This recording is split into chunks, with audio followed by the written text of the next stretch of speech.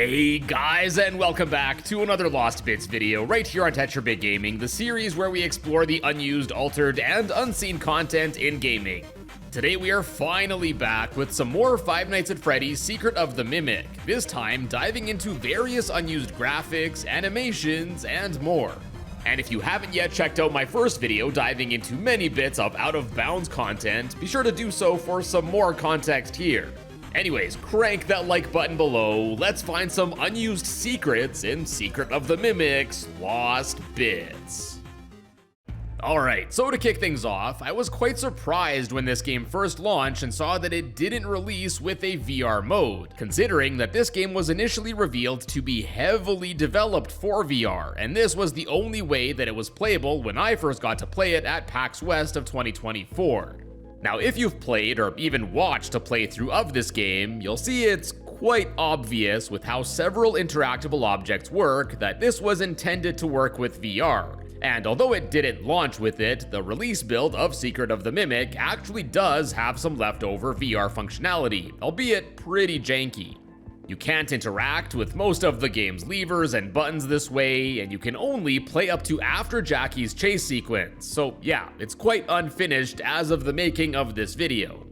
Now, in an interview Dawko had with one of the devs, it was revealed that they prioritized flat mode for the game for release first, and according to him, the VR mode is still going to be released at some point in the future. Now next up, let's move on to some unused graphics, which Secret of the Mimic actually has quite a few of. For starters, another one of the many assets in this game that are left over from Security Breach is the graphic of Freddy Fazbear's Pizzaplex, and this was apparently used as a placeholder for decals in this game. Then, left over from another FNAF game developed by Steelwool Studios are the body, base color, normal, and occlusion roughness metallic textures for Bonnie all the way back from 2019's FNAF Help Wanted. Then we have this unused placeholder graphic, which, according to its file name, was used as a placeholder for a loading progress meter in the game's VR mode. There's this early version of the autosave indicator referred to as Flipbook. There's this alternate version of the Steelwool Studios logo seen when booting up the game, and then left over unused in the files of Secret of the Mimic here are a whole bunch of developer debug editor icons found in a directory titled Billboard Icons. And these include icons for interactables, checkpoints, mapping various things like a system floor, room, and zone, puzzle elements as well as a puzzle manager, an AI lake, starting and ending slides, this Eye of Sauron looking icon referred to as Look At. The Helpy icon is found here once again, but this time as an icon for a feature manager, a cinematic actor location icon, one for points of interest, and then lastly this monitor icon that appears much different in style than the rest of the monochromatic gradient icons here, and instead it appears as a placeholder looking graphic of a monitor. Now, I'm not sure why these are referred to as billboard icons, as the only billboards I recall seeing in this game were the ones found way out of bounds during the game's intro sequence that I covered in my last video, but if you have any ideas behind the naming here, I'd love to hear them down in the comments. And then lastly, for the unused graphics, at least on the 2D side of things, we have several left over associated with the terminals that you can access throughout the facility in this game. First, we have this placeholder icon of Freddy Fazbear himself, as he appears in the key art for the original Five Nights at Freddy's game. Now, based on the file name here, this icon seems to have been used as a placeholder for the item icon seen in the terminals. Then, sort of similar looking, next is this rather creepy looking sprite of what's apparently supposed to be Helpy's head. Now, although the file name for this guy mentions that it was meant to be used as an asset for the screens when the player has to control the crane to move objects around, based on some mock-up images made by Glenn Latier, the game's lead UI artist, it looks like this icon was planned to, at least at some point, have been seen in the top right side of the terminal screens where Helpy would have offered a little pep talk or reminder as to what the player's objective currently was. Then next, what I think is pretty cool is that there's a whole set of early security access level icons as they're seen in the bottom right of the terminal screens. Instead of a square, the first security level icon would have been a circle with a check mark, and interestingly, the early icon refers to this permission level as Visitor instead of Basic, as its final version is referred to. The security level icon was a shield instead of a diamond, and Repair had more of a diamond shape instead. Creator looked like a Wi-Fi icon. The inverted pyramid looking admin icon looked way different than its final counterpart. And then lastly, the executive icon had a star design instead of the bow tie looking design that's seen in the final version. Now, these early icons aren't even seen in a mock-up image made by the game's lead UI artist, so I'm assuming that these must have been made up in a much earlier point in this game's development. And then last up for the unused graphics related to the terminal is this mock-up image of a scrapped audio log inventory system, where the player would have been able to go back and not only listen to audio logs that they have found, but also read through the transcript. Now, unfortunately, in the final version of this game, this was of course cut, and the only way a player is able to re-listen to the audio logs is to actually go to the taped players themselves throughout the facility. And I think it's a shame that this idea for an audio log inventory screen like this was cut, as I think having access to them all in a central place like this would have been very handy for the player to play them back to their heart's content. And then, although not left over in the game itself, Glenn Latier has also shared a mock-up of another scrapped inventory screen, this time for text logs that the player could collect, yet another aspect of the game that never ended up getting implemented. It's unclear why these inventory screen ideas were cut, given that there seem to have been various ideas for them, but yeah, I think it's too bad. And before we go on, a quick shout out to my channel members like FrankieXXV or 25 and Havit1310. If you're enjoying the content and would like to help support me and the channel and get some extra channel benefits, check out the join button or the link in the description below. Now moving on to the 3D side of things, Secret of the Mimic also has a few models that go unused too. For starters, we have this untextured model of one of the dog mascot costumes, referred to as a birthday puppy, and this was apparently used for checking the scale of, presumably, the mascot costumes. Then there's this early model of the storage unit that the data diver that you use to get around the facility connects to. It looks pretty similar to how it appears in the game, but the model is quite a bit more basic and the texture is slightly different. Next is this object, referred to as a recycling cube, and this seems to be a placeholder for the trash cubes used in the section with Nurse Dolly. And yeah, it just appears as this cube with a bunch of these round things sticking out of it, which oddly enough are using the texture for the elephant mascot's clothing. Then some other placeholder models include this data diver port, these early arms for the protagonist that seem to just be a default Unreal Engine asset. There's this really basic low poly model of a joystick, and then we have cutouts for a seemingly scrapped character referred to here only as Barker, as well as one for Nurse Dolly. Now these last two models do appear to be used in the game, but they're just found hidden away in the corner of the workshop here, defaulting to just a wooden texture. And there's actually a bit more to this Dolly cutout too. First, if you watched my previous video covering this game, you might remember we actually saw the fiery silhouette out of bounds in the area where you sneak away from Dolly. Now, this doesn't really answer why this is here under this floor or why it looks like this, but at least we can now confirm that this was indeed Dolly's silhouette. And to add to this, although seemingly not left over in the game itself, this cutout of Dolly seems to be modeled after this bit of concept art for her made by Secret of the Mimic's concept artist, Sabine. And then yeah, I don't recall seeing any character named Barker in the game, and although I couldn't find a matching bit of concept art like we saw for the nurse, to me this looks like it may have been some sort of mouse or rat character with a cane. And then the cutout assets don't end there either, as there are actually a whopping 17 other cutouts, with all of them using concept art for their texture.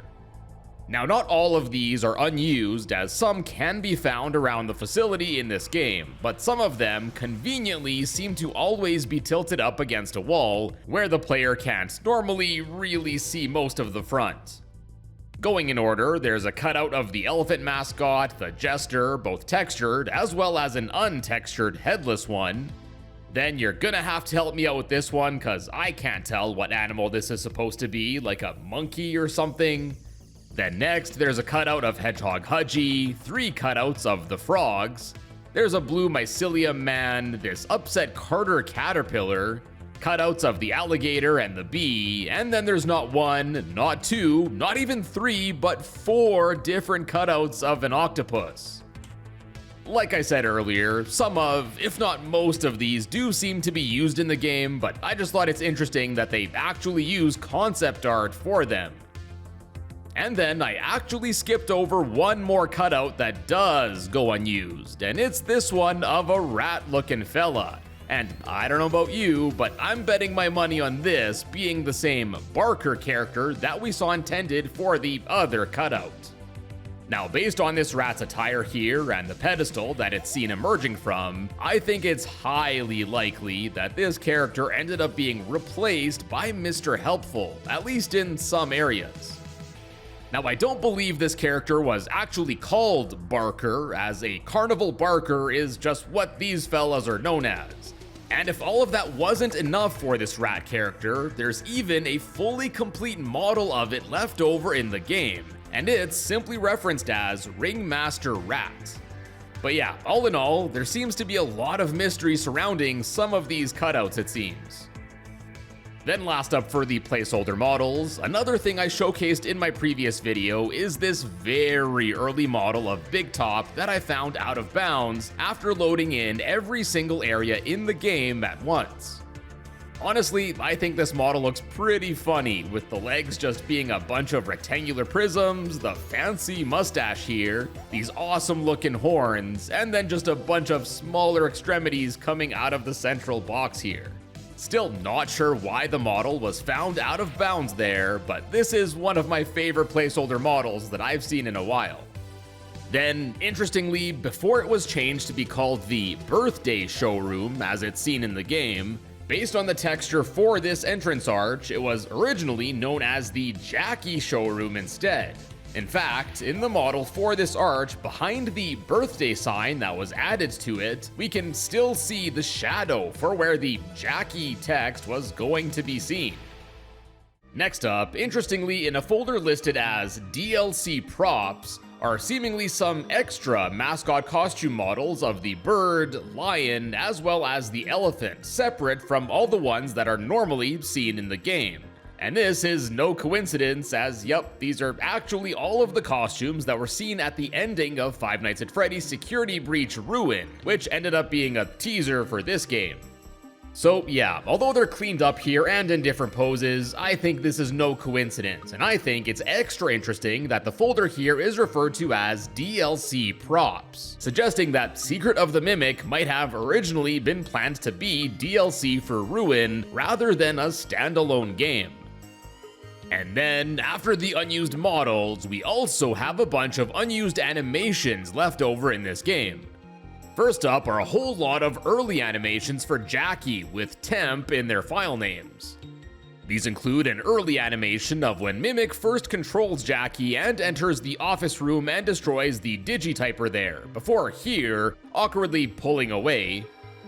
There's an early jump scare animation, one for Jackie climbing up at the start of the hallway chase sequence, which is honestly pretty creepy looking with how the head doesn't move here.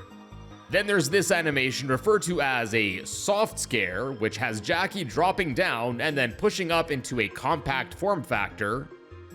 We got this temp animation of Jackie pushing itself along in the hallway during the chase sequence. There are two more early hallway animations, one referred to as Fork L, and then this one is referred to as Fork R.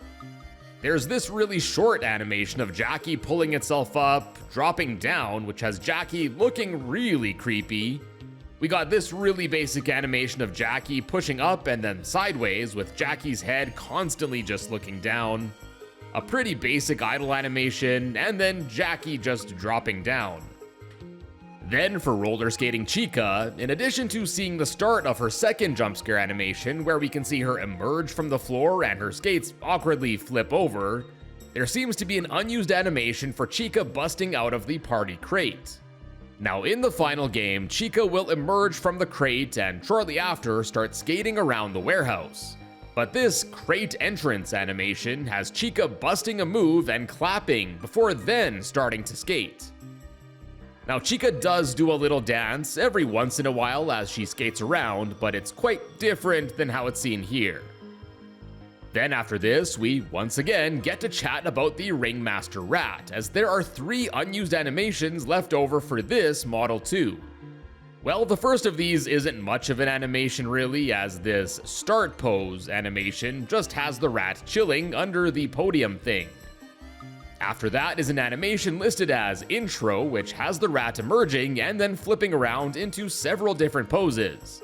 And I think this all but confirms that this Ringmaster Rat was indeed replaced by Mr. Helpful, at least in this room, as the animation here is pretty much the same as the one that Mr. Helpful is seen doing during the welcome show. And to only add to the supporting evidence, the third animation for the Ringmaster Rat is a looping animation of the animatronic being on a balcony, just like how Mr. Helpful is seen in the welcome show. So yeah, if you had any doubts before, I think this just about seals the deal. Then next up, there are a few unused video files left over in the game too, the first of which are the film reel videos seen in the inventor's house after you activate the parachute program. There's nothing too crazy about these aside from them lacking the filter as they're seen with in the game, and these videos actually have audio baked into them rather than using a separate audio file as the used versions do. And then the Faz Force commercial from FNAF Help Wanted 2 is actually left over in this game as well, and this was apparently used as a placeholder for the videos played when plopping the film reels into the projectors.